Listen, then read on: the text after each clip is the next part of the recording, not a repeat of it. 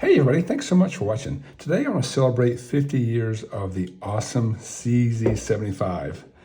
As of the filming of this, it is 2025 and this gun was introduced in 1975 for CZ. And I just want to take a moment to kind of celebrate it and how much it means to me and some of the firearms I own that have kind of grown from the original CZ75. This is in no way a complete review of every model I made because they made way too many and I don't have that much money. So I don't have all those firearms. I'll actually try to post a link in the description of all the guns or models that evolved from the CZ75. And I'll try to reference some of the ones that I know. But I'll take you on my journey with the CZ75 from one of the first guns I ever picked up to my current favorite shooter. And it all really started with the CZ75. Again, this gun was made in the Czech Republic. I think development started in the late 60s, but in 1975, production finally began. I think it was very light production early on, and then it really picked up. And this gun was designed in Czechoslovakia, which was not necessarily in the Soviet Union, but part of the Eastern Bloc, I guess. I don't know the entire history, but in general, the patent laws weren't really good in that area during that time.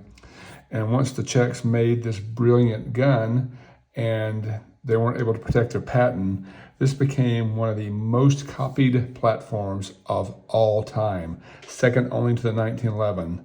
1911 has age going against it, where everybody in the world now has the copyright and makes a 1911. SIG makes one, Colt makes one, the Turkish companies all make one. So everybody makes 1911 because it was made over 100 years ago. So the CZ75 is only 50 years ago, but also very heavily copied by Italians, Israelis, Turkish, the US, there's all Swiss. There's some brilliant Swiss clones built off this.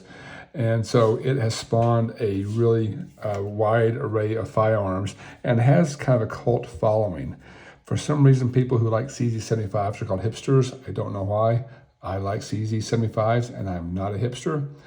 But the cool thing about it was it's one of the original Wonder Nines. In 1975, mostly people had single stack steel. So this is one of the first double stack firearms. It was a metal frame, double action, single action hammer.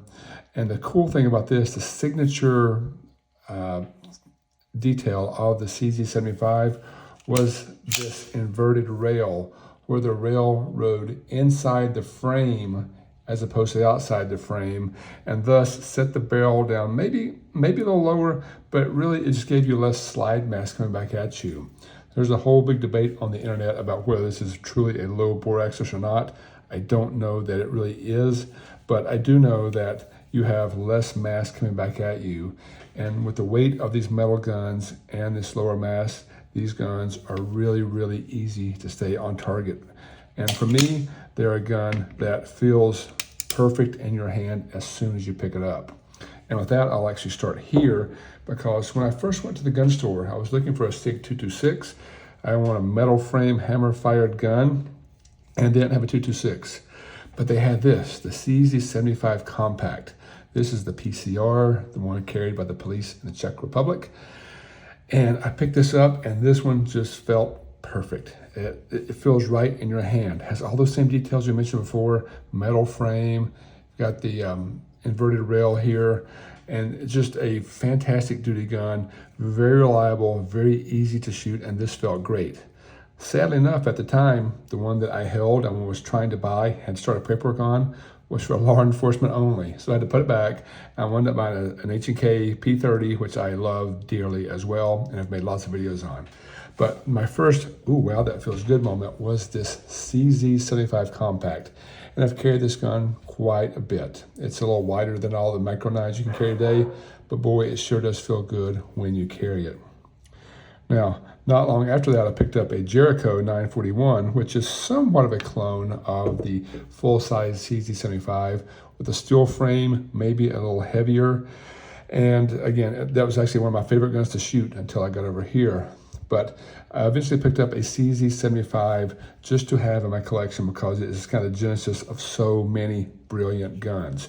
And again, they made them originally, I think, with just a safety, but now this is a decocker version. They make multiple versions. They make them without the light rail, with the light rail. They have the SPO1. They evolved over time into a CZ97, I think, which maybe shot 45 ACP. You guys can correct me in the comments. That is CZ84, which was a more tactical version of these. So these have evolved and evolved and evolved into so many guns. Again, I'll try to put a list in the description below. But just a gun is so easy to shoot, and I think it's very aesthetically pleasing. Just a beautiful gun with sweeping lines, the giant beaver tail here. It just looks like a fantastic gun. And tons of aftermarket support. Both Cajun Gunworks and CZ Customs can do amazing things to your CZ if you send it to them. The trigger, which is already good, can become world class. And again, so there's tons of aftermarket support out there for CZs. A gun that was made 50 years ago and has a more passionate following now than ever before. They also evolved some of this into polymer in the, I guess, 90s. Once polymer guns started being more common, they tried to do the same thing with their CZ PO7. Now I'll call it a CZ PO9 Nocturne, I think. But this is, again, a gun that rides inside the rails on a polymer frame. And again, it's very easy to shoot. If you watch the Honest Outlaw videos, you'll know that this is his favorite gun to shoot. He has just beat the crap out of his. He has tens of thousands, if not hundreds of thousands of rounds to it. And it is, I think, just flawless. Starts to add a little bit of ambidextrous and some of these other models where you have a safety or decocker here. They also give you the option of what you want to carry. Lots of cool details on the PO7. Also a gun that I carried for a while, along with the CZ75 Compact. Traded back and forth because these guns were fantastic to shoot. And again, there's so many options that are out there. I wish I could touch on all of them. So I've been a massive CZ fan my whole life. I've always heard of the Shadow 2, and I know lots of competitive shooters. The best ones seem to always shoot CZ platforms, CZ75 platforms. And I finally got my hands on a very uncommon CZ Shadow 2, and this is the single action only version. A gun that is a steel frame, has all the beautiful ergonomics of the standard CZ75, but they went and added aluminum grips on here that have this bright blue color that matches back to the trigger, which is only on the single action only version. Tons and tons of weight on this, has a really nice sight picture. And again, it's just an absolute joy to shoot. You can see the inverted rails there as well. And this gun, of all the guns I own, is the absolute best shooting gun that I have. Has an absolute killer trigger tuned from the factory. And again, you can send this to those Cajun Gunworks folks or the CZ Customs, and I think make it even better, which seems impossible because this is the best trigger of any firearm that I own, and 100% the most accurate firearm that I own.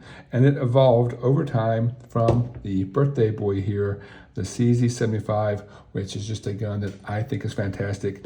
And again, just want to take time to walk you through my short history with CZ75 and the guns that I own. As always, thank you for watching, A, and 2, would love to hear your thoughts on the CZ75 and the platform. Thank you so much for watching. If you haven't yet, please consider liking and subscribing.